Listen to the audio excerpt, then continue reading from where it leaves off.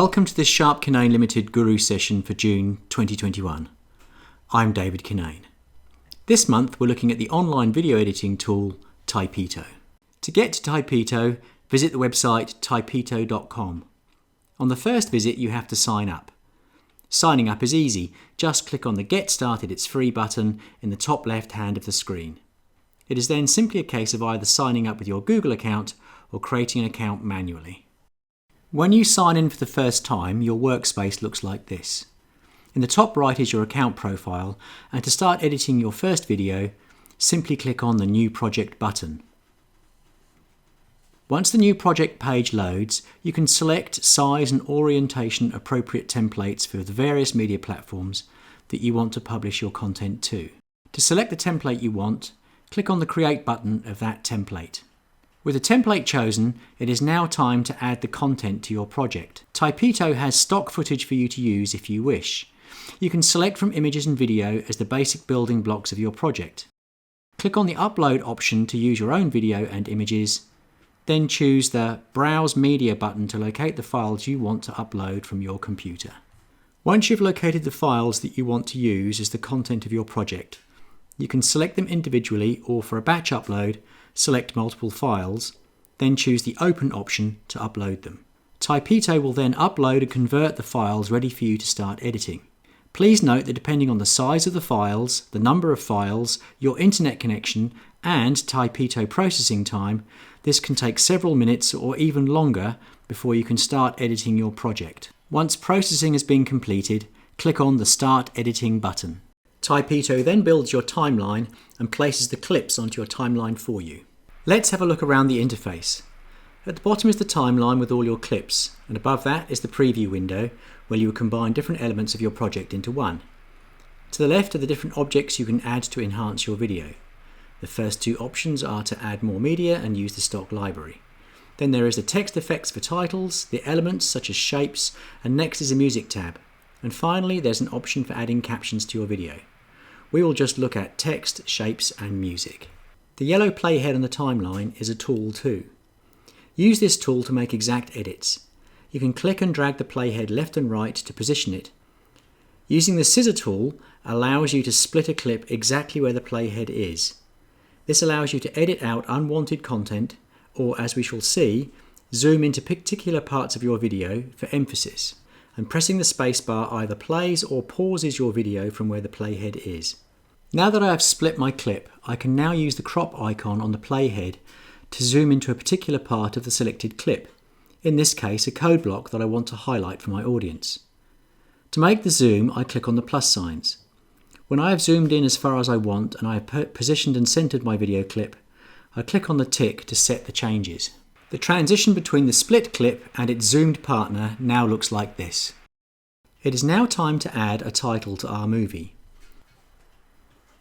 With the Text Effects tab open, I can select from a large number of pre-built text animations that I can then edit. Clicking on the individual text effect icons will preview that particular text effect's animation. I'm going to choose this circular one. To add it to my timeline, I can double-click the text effect or I can drag and drop it into position.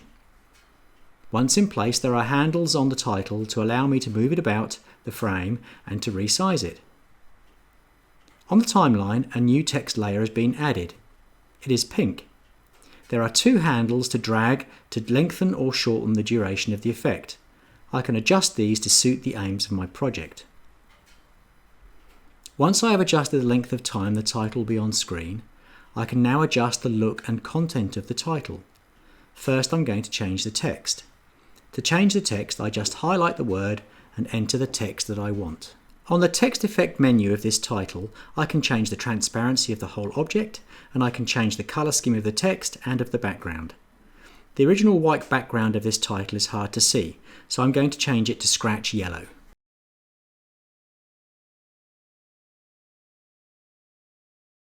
By selecting each of the text tabs on the text effect menu here, I can use the other project default colors or choose my own for each word in my title.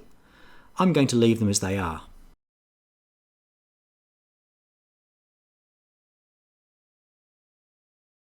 Selecting the transparency option on the menu here, I can change the transparency of my title. I'm going to leave it at 100% opaque, but if you want to see what's underneath, then this is a good option to use to direct audience attention to the elements of your video you want to emphasize. I have moved my title a few seconds in from the start of the first clip by dragging the pink bar on the timeline a little to the right. By combining text and shape elements, I can further direct my audience to parts of the video that I want to emphasize. First, I'm going to select an appropriate shape from the Elements tab. There are lots to choose from, and I want to use a triangle to act as a pointer. Like the title, I can drag the triangle onto the timeline and place it where I want. I can then use the handles and the menu options to adapt the shape to suit my needs. With the triangle now looking like a pointer, I can change the colour to red.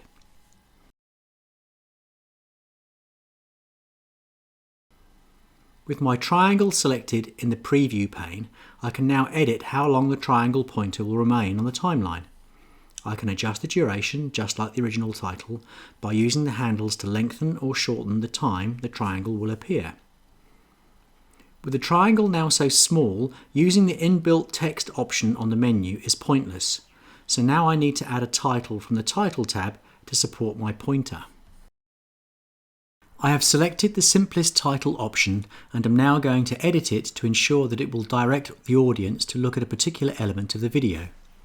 I will therefore change the size and colour of the text to direct attention and not compete for it.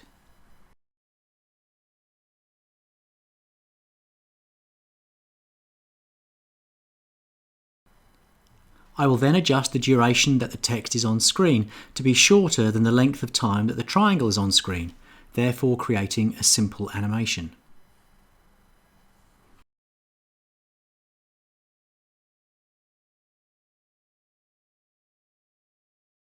Using the zoom slider on the bottom left of the screen, it allows me to zoom in on the timeline to set the duration of each element precisely. This is the finished result of that simple animation.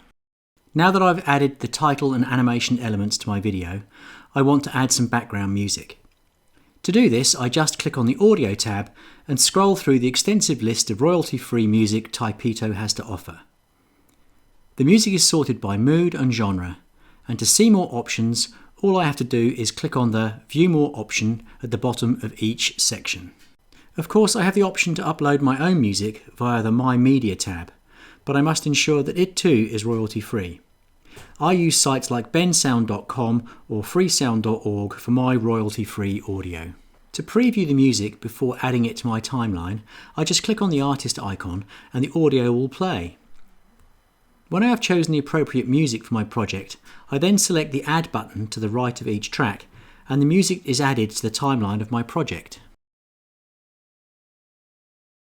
Once added to the timeline, the Audio tab on the left of the screen opens and allows me to tweak the audio settings for the entire project. I want to ensure that the music is in the background and not competing with the audio of the main track. So I set the volume level of the music track to be much lower than the main audio track. And that's it. My first project is complete. I now want to export it from Typito so that I can share it. To do that, I simply click on the Export button here in the top right of the screen. It is now a matter of following the prompts from Typito and waiting.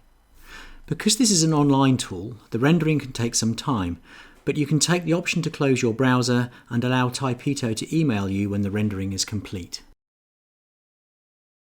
The rendering of my project is complete, and this is the final screen. As you can see, there are a few export options for me. The first thing to note is the watermark. I can remove the watermark on an individual video for a one-off fee, or I have to subscribe.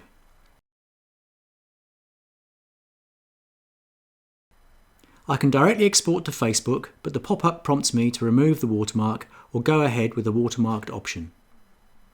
Next, I can also export to YouTube, again with the same pop-up, but if I click on the Export with Watermark option, there is a neat interface with YouTube.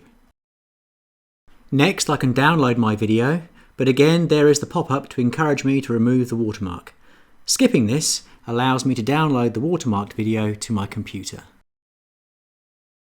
Finally, I can simply copy the link and share this with others, and the video will play directly from Typito's servers. And that is how to edit and export a video using Typito. We hope that you have enjoyed this Sharp Kinane Guru video for July. We look forward to your feedback and suggestions for the next Guru video. To subscribe to our monthly newsletter and to have a say in our Guru content, please go to sharpkinane.com/subscribe. Thank you.